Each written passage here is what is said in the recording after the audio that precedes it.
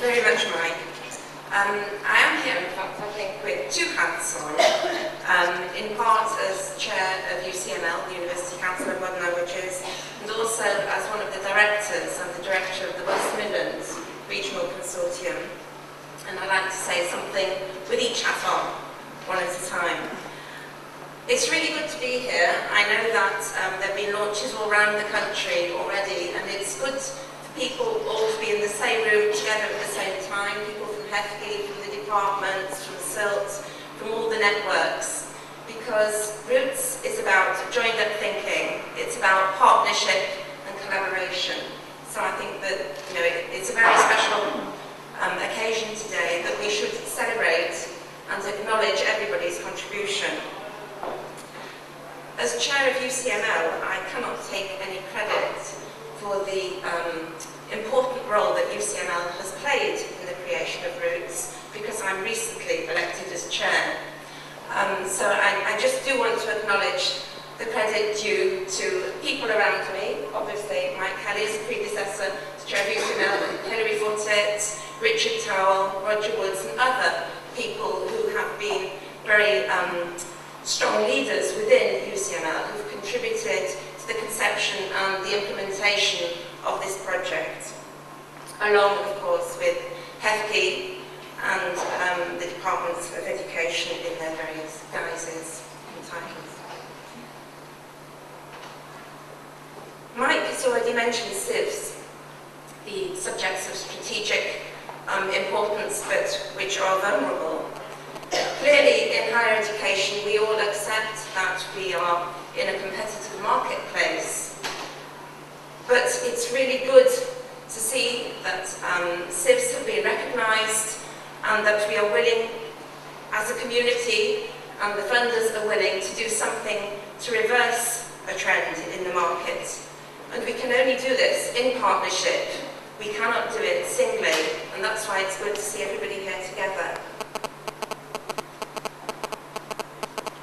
Much has been said already about the reasons for learning a language, and as somebody said, we're preaching here to the converted, so I don't think I will go through the very obvious messages, but it is very clear when you're in a city like London, not only how many languages are spoken all around you, but also with aeroplanes flying past when you're in a place like this, the emphasis on the global city, the cosmopolitan city, and the need for us to work together internationally in this room.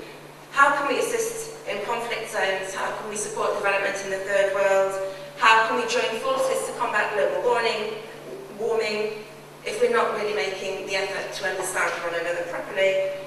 And we all know that our problem here is the current complacent illusion that English is enough and it will continue to be enough, which I think it's clear to all of us is not only a risky gamble nationally, but it's a very unambitious position individually.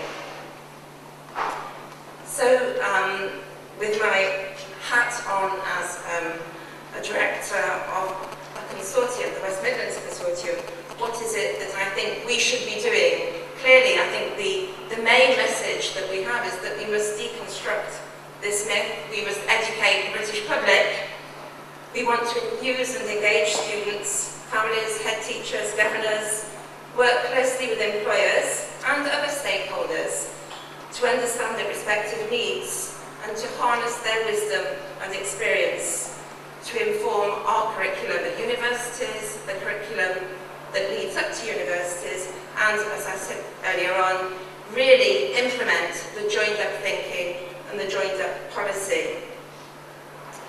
Of course, the people here today are mainly people who've long been involved in promoting languages, seeking to widen participation, people who've been engaged in outreach work.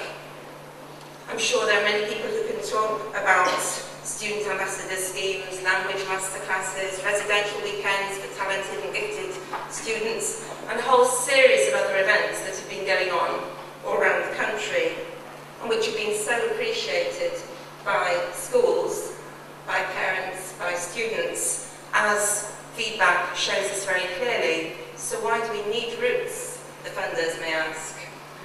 Well, what we're going to do in the future and what we're already doing, what is already underway, is very much more ambitious than what has been going on in the past. It's a matter of scale, apart from anything else. Up to now, the sort of outreach work and special events that we have been organising have very often been on a small scale, episodic, piecemeal, run on a shoestring. Without dedicated resources, without the sort of infrastructure that today's event exemplifies, it's very difficult to deliver consistently. Furthermore, I think that since I mentioned earlier the competitive marketplace, one of the very good things about the collaboration under the badge or logo of Roots is that we will be perceived differently. Up till now, it's often been the case that you've had to, when you go out to a school, when you talk to young people, you've had to take on board the fact that you may be perceived simply as part of a single institution's marketing and recruitment drive. You're seeking simply to recruit students for your own institution rather than doing what we, I think, within the various consortia and networks want to do, and that is raise awareness, widen participation in a very much broader sense. So I think now that we're part of a wider, nationally recognised strategic campaign, this gives us much greater strength than perceived purely as ambassadors of single institutions.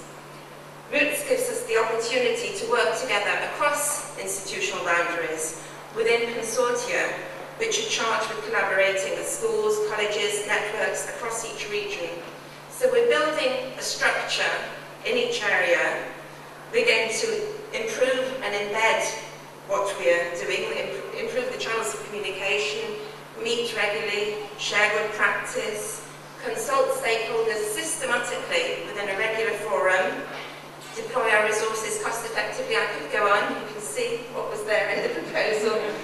Lots of great ideals, because we are very ambitious and we want to make a difference. And clearly, in the time of the funding of this project, we want to make a difference also in terms of exploring long-term solutions to the issues we've talked about, promoting, embedding and sustaining the success that I hope we all are already and will continue to experience.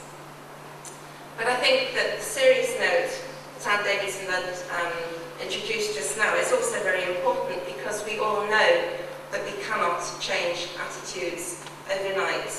Today is the moment to be ambitious and to be optimistic, but we have to recognise that it's likely to take a period of years before we build up sufficient momentum to achieve a fundamental shift in perceptions and ambitions.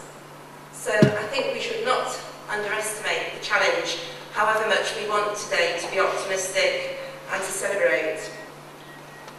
The reason why we should be celebrating, I'm sure, is the success in building a national programme based on shared expertise, shared enthusiasm, and also commitment, as is very obvious today.